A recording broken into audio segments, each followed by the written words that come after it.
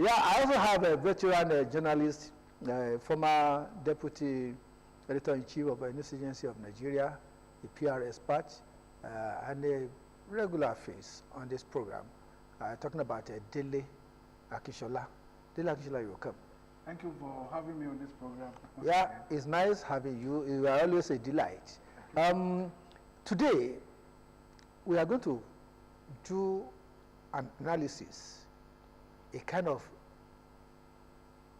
combing or looking into what has happened with the 10th anniversary of Your Image. Remember, the 10th anniversary of Your Image program was celebrated last Wednesday, and we want to look at it. An event, what does it entail to be a successful event? And how should a PR practitioner, organization, groups, community, what should they do in planning, executing, and having a feedback on events? Well, let me start with Stella. Stella, how do you feel having the 10th anniversary event at Parking? Yeah. How was it? I think I want to commend the organizers, especially the committee that put the function together. First thing first, I think several months before the actual date, the publicity was great. We have almost all the online media talking about it, and it's actually heightened people's expectation. And you know, 10th anniversary is not a small outing. You've been around for 10 years, and people were really eager to celebrate with Pr-Primus. And starting from the array of those who attended the function, it just shows that it was well planned. People were really reached out to. Like I commended, those who turned out for that function were people who really understand the fact that PR as a profession is not something to joke about. Everybody needs PR, everybody needs to be involved in one way or the other. And that was what we saw at the point. Let me ask you, what is the role of having a red carpet in an event? Okay, yeah, because that was a really high opener. And, you know, media people, we don't like celebrating ourselves. We celebrate other people, but the function that day actually brought everybody together, the media, the PR practitioners, government functionaries, people from all walks of life coming together, and with the red carpet, you're able to unwind, you're able to relate to each other, you're able to, exchange pleasantries, exchange ideas, and I think it was a well thought out. Yeah, it was a moment to reconnect with friends, yes, business.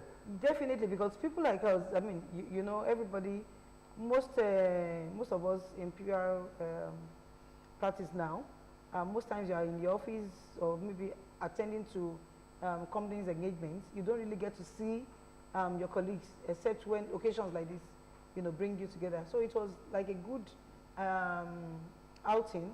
It's a good way to say, oh yes, I mean, we're together. We can also exchange pleasantries. Yeah, thank you so much.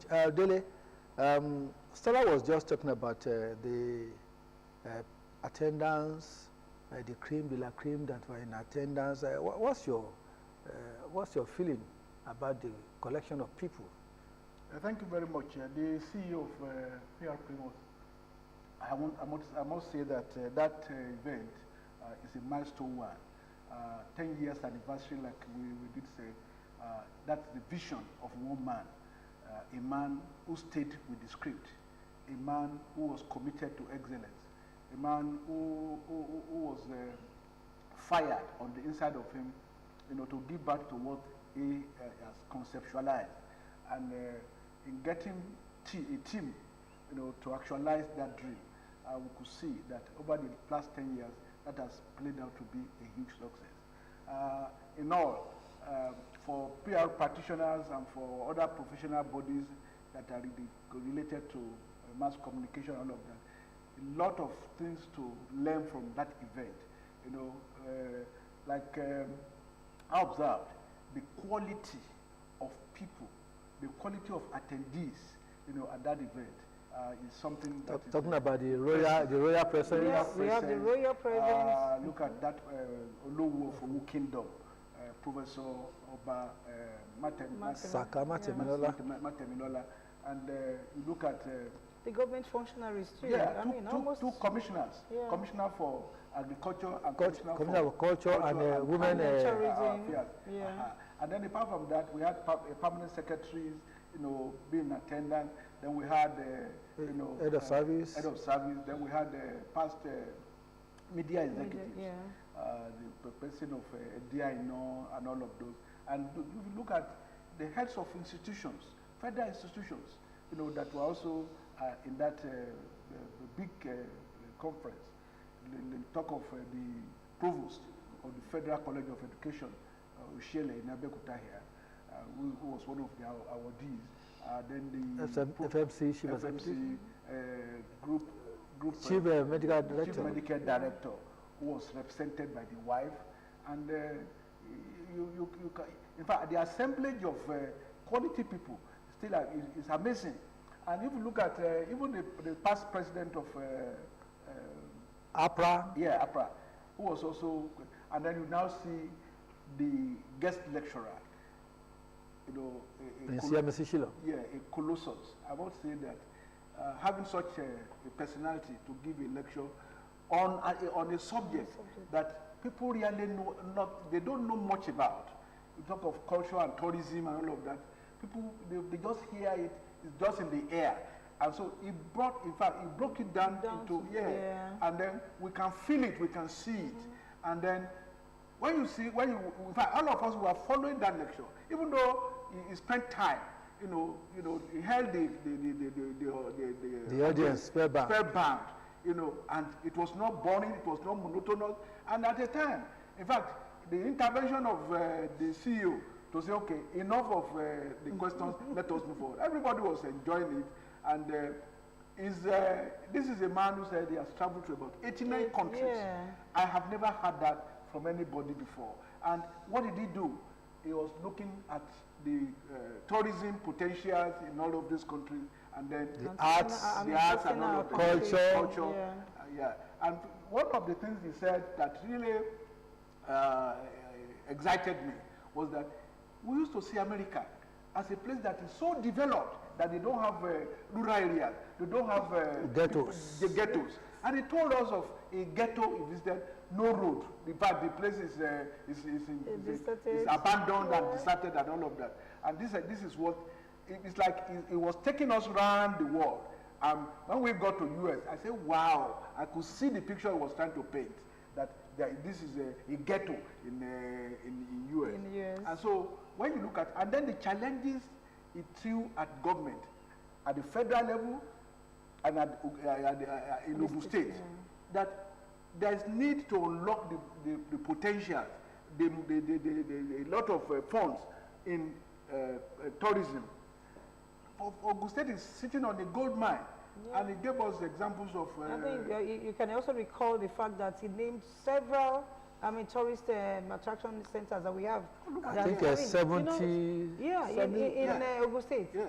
And we're just, most people will just think it's just Olumo Rock and maybe but by the time we started reeling out all the tourist attraction centers that we have, and we all marveled that, so we have gold, we're sitting on gold and we're not tapping into it.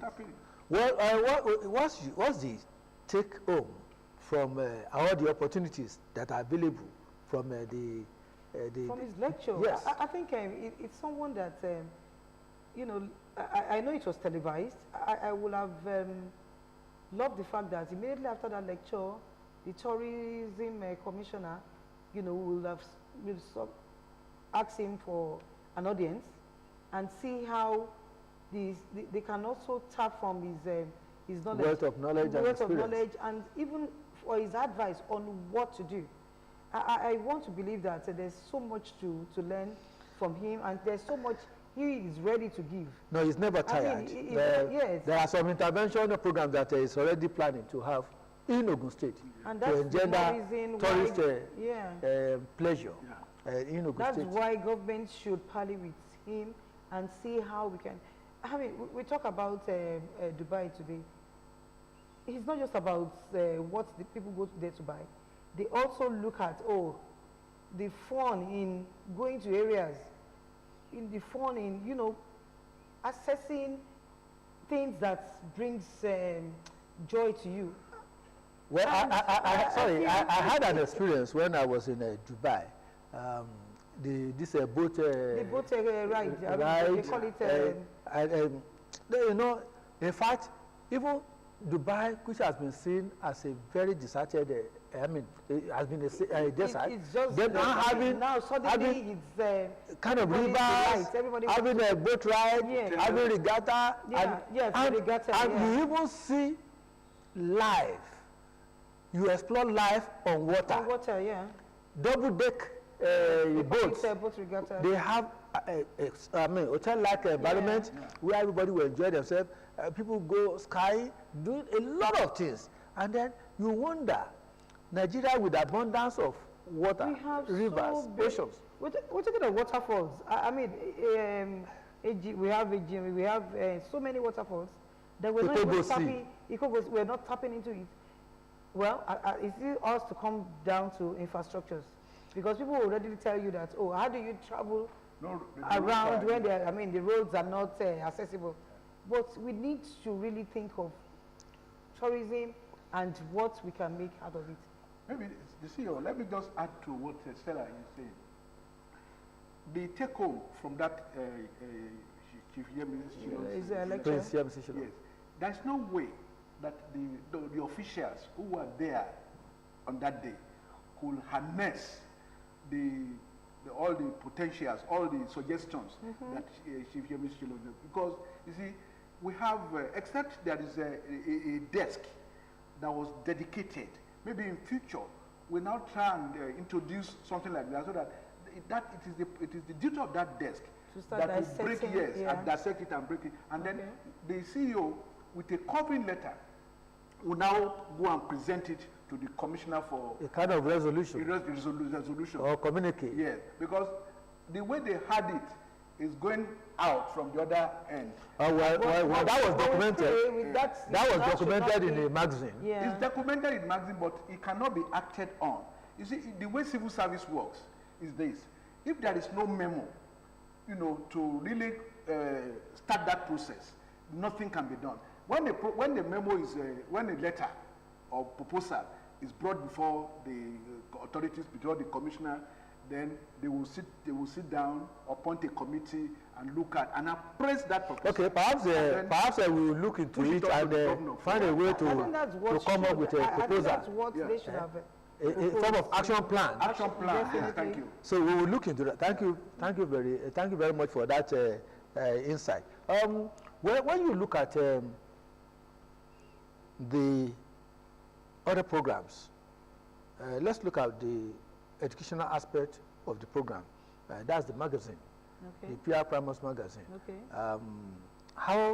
What do you think is the benefits derivable from such a publication? Yeah, I want to actually commend the organizers once again. Number one, the quality of the magazine. It's a long time you see magazine printed, looking so lovely, and looking at the prints. But looking at the content too, there's so much to learn, so much for everybody has something to take home. If you're a PR practitioner, you have something to read in it that will definitely enlighten or enrich your knowledge. If you are a tourist, there's something to read, especially reading the lecture given by Princess Shillon. Fashion. If you are a fashionista, there's something to take home.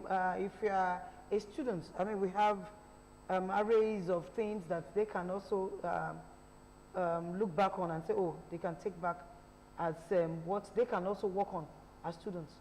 Then you also look at the arrays of those who got awards.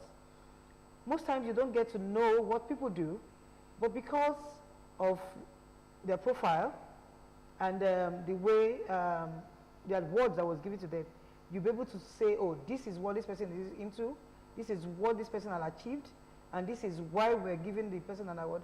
And it's also a way to also enlighten students to say, oh, these people are people that have made it in this profession, yeah. And they can also see them as role model to also emulate. So I think the magazine is so rich that everybody who has, the magazine, like I said, has something worthwhile. Thank you very much. Dele, when you look at the magazine, what other areas do you think can be better handled? Yes, I want to believe that there is more to be done on the part of companies in terms of advert, in terms of even the state government. Like one would have expected the Ministry of Culture and Tourism, for example, to come up with a supplement to maybe buy some pages and then splash whatever they, so that people can be like the tourist centers. Yes, in Ogun State, they can splash all of those things on those pages, maybe like 5-6 pages or so, and then the governor's photograph and all of those things, and even the past, like Chief Shillon was the past chairman of Ogun State Tourism Board. So all those things that they've been able to achieve, they can be captured. Many people do not know that Olumorok has a lift, escalator. I don't know whether it's functioning. I visited the place maybe about 4 or 5 years ago. But this is something that we need to also market. Okay. Well, if anybody, because that magazine, you may not know where it will get to. There are people who attended that occasion that day, that they took away the magazine and it's just going like that. And you may not know. It gets to US, so say, oh, can I invest in developing so tourist center? Because Ogun State cannot do it alone. Yeah. They actually need investors to help them in that sector to develop so that huge revenue can be unlocked, and then the potential that we are looking at. And then maybe in addition, we'll get scholars, maybe from the Polytechnic and all of that, primarily from the mass comm department, all of that, to also contribute. No, there were scholarly contributions there. Yeah, we had one from LASU. We had one from the lecturers. From the lecturers. We also involve students, because it's a training. That magazine, when they look at it, it's for them to look at it in future and say, oh, how can we replicate this in future and all of that. That's it. Because what we are doing, we are leaving a legacy behind for them. And so that when they get into PR, get into things like this. It's preparing them. Yes, preparing them. For the future. Exactly. Because I cannot forget, when I was a student in university, I contributed articles in National Concord. Okay. And that trained that was what spurred you into wanting to become a journalist. Okay. Yeah. Well, thank you for your assessment. And well, we are moving on. We want to look into other areas where we can perfect things. Public relations is live, as we always say. So we are trying to, just as we have moved into the area of culture, art, and tourism, at another time, we're also going to look into the other sector of the economy. Public relations is about boosting, promoting, and engendering a business-like action, so that individuals can benefit, government can benefit, and globally we can spotlight so many things. Well, that's by the way. When you look at the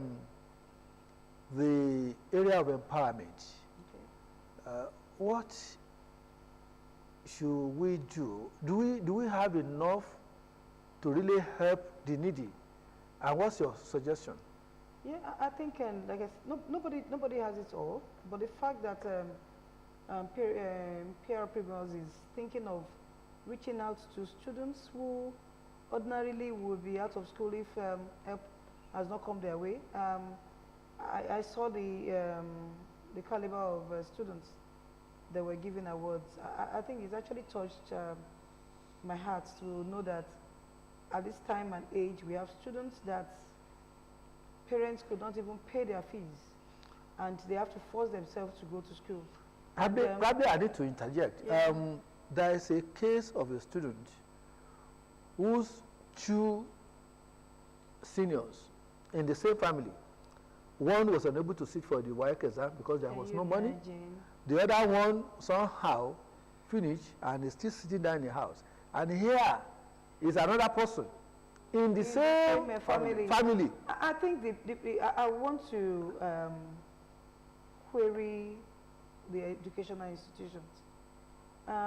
Yes, most of these schools are out to make money, but those that are government establishments, we have teachers there who on their own can identify people like that. Indigent students. Yes, indigent students, and call attention to them.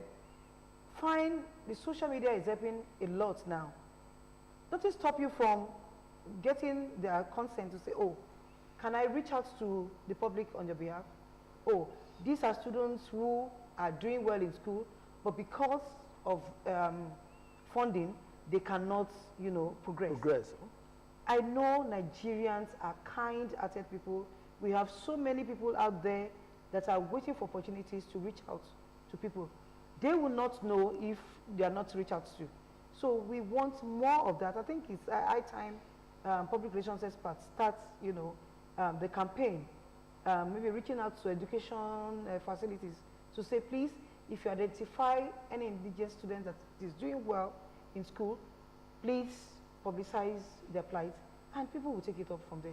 Well, thank you very much. The situation is pathetic, and when you listen to stories being told by some of these students, in fact, at times, it gets the heart sickened. Yeah.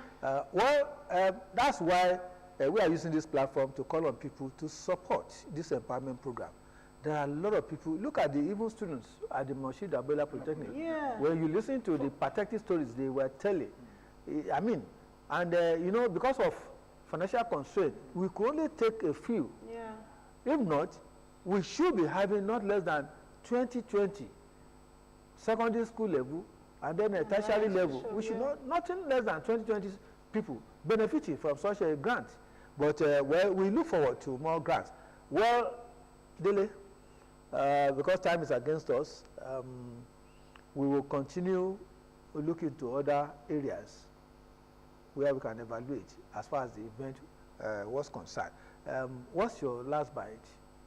Well, all of this put together, we need to get the government in Ogun State, you know, to buy into this program. Last year, All of individuals, corporate organizations. Corporate organizations, to banks, individuals, and all of that. For instance, last year, I think the governor of the state was invited. Okay. And he was also not Represented. It was represented. Yeah. And this year too, it was also represented. Now, it will give it a kind of power. It will give a lot of impact. Yeah. If the governor, for example, the president or the deputy governor, and all of that. Okay. And then in his speech, maybe after those awards have been given out and to those students and all that, he could also make a clarion call, you know, to people to say, okay, well, government cannot do it alone. We need people to partner with the Pr-Primus and all of that. So all the segments of the society, the companies, individuals, and all of that, they need to buy into it. Well, that's where we are going to stop because we still have a lot to also talk about. But for now, Stella. Yeah, just to also comment Pr-Primus that it was a good outing, and from the communique, I guess there was a communique drafted for that occasion.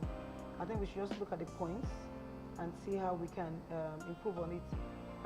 Next year is around the corner. We may think it's another year, but I think for us to start planning for the 11th anniversary, we have to actually start now. Yes, there's room for improvement, and that's where we are evaluating this event that has just come by.